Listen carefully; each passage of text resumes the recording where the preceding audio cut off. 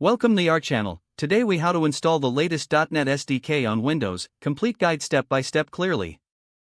Begin by navigating to the official .NET website.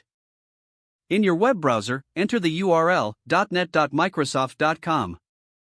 Once the page loads, look for the Download .NET option.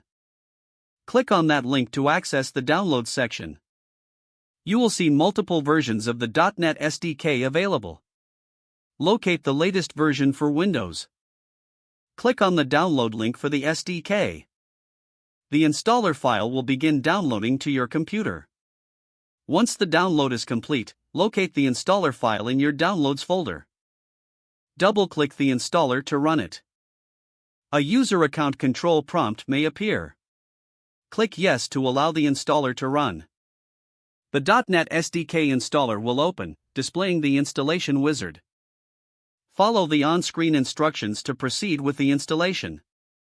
You can choose the default installation location or specify a custom path. If prompted, accept the license agreement. Click the Install button to begin the installation process. The installation might take a few minutes to complete. Once the installation is finished, you will see a confirmation message. Click the Close button to exit the installer.